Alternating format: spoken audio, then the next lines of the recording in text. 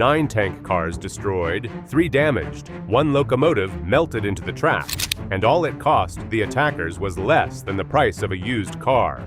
How does a few $1,000s of hardware obliterate a multi-million-dollar supply chain? In this video, we break down the secret planning, the disguised infiltrator, and the intelligence trail that transformed $10,000 in tech into $3.5 million in losses. You're about to see why this wasn't just a train hit. It was a message aimed at the heart of Russian logistics. Before we move on, please take a moment to subscribe to the channel and like the video.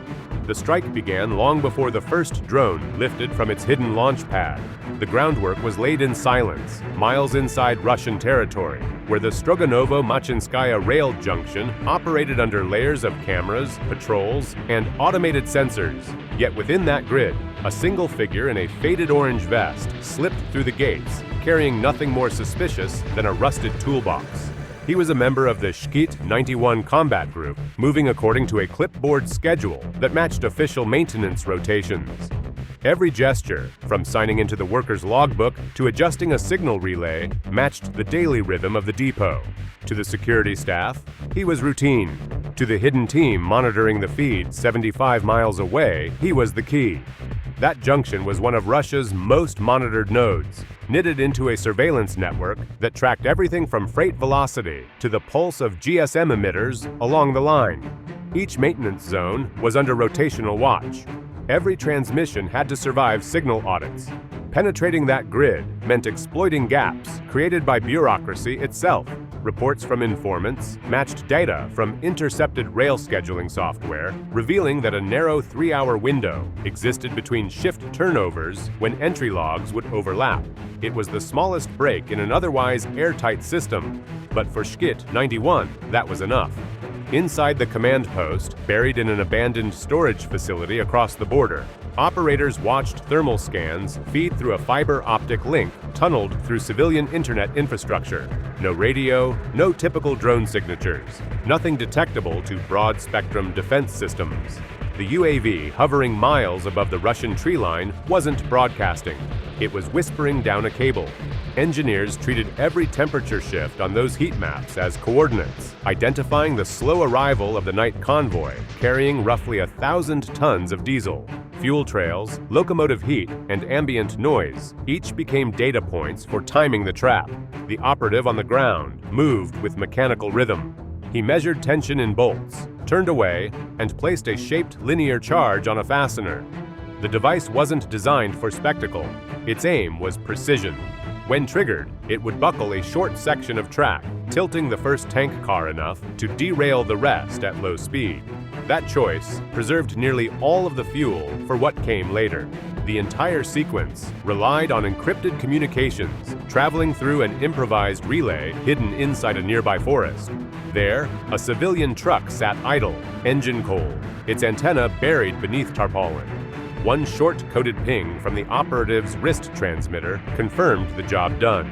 He folded the uniform's collar, walked out through the service gate, and disappeared down the road like any other maintenance worker finishing a late shift. The risk was enormous. Any stray electromagnetic spike or unregistered call could expose everything. GS team leaks across the region had previously led to drone losses, so this time every exchange was fiber-based, every signal shielded from detection. The timetable that guided them wasn't from guesswork. It came from intercepted logistics updates, layered with cross-checked traffic data from nearby freight routes. The combination of informant notes and digital intelligence provided exact train departure times down to the minute, allowing the team to synchronize derailment, surveillance, and strike sequencing. The philosophy guiding Shkit 91 was simple: minimal footprint, maximum impact. Their operations viewed invisibility as efficiency, because every trace left behind meant uncertainty later. What unfolded at Stroganovo-Machinskaya demonstrated that strategy perfectly. They hadn't overpowered the system, they had used it against itself.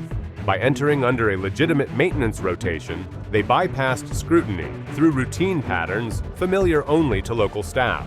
Russia's own logistical discipline became the weakness that opened the gate.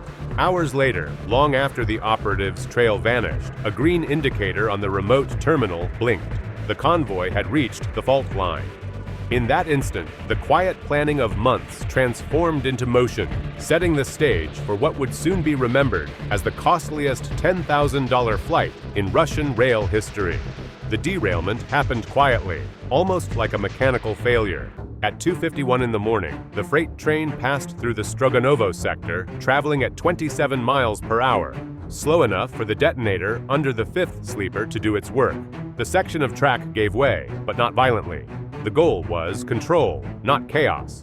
The shaping charge folded the rail inward, forcing the first 3 tank cars to tilt and slide into the embankment.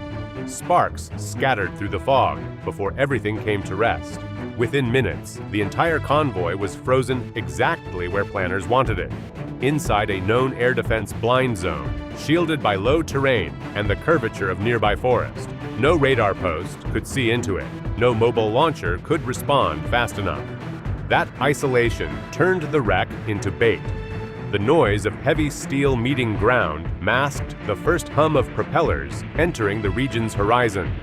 4 first-person view drones were airborne on parallel routes from launch pads miles apart.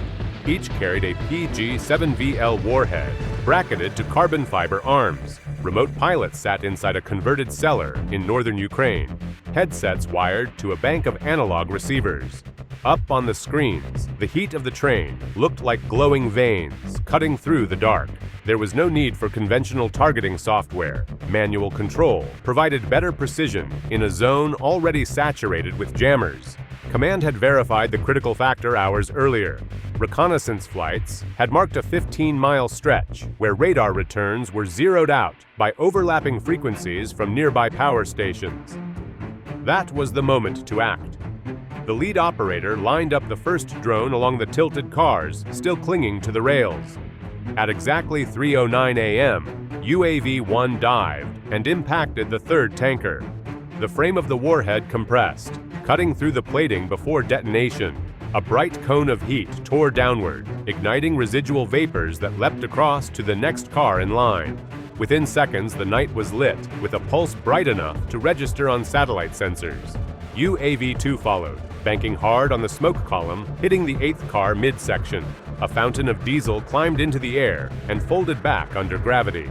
Then UAV-3 came in lower, its signal flickering through interference, steering into the cluster of cars nearest the rear. 3 separate fires formed, each growing until they met in the center like merging storms. The temperature rose past 2,200 degrees Fahrenheit, and by the time UAV-4 approached, the rails themselves had begun to warp. The final directive came through in one coded phrase: "Finish it," marking the last stage. The operator switched to thermal overlay and drove the drone straight into the locomotive. The blast sheared off the cab and buried the drive assembly under layers of searing fuel. By sunrise, the cost imbalance was staggering.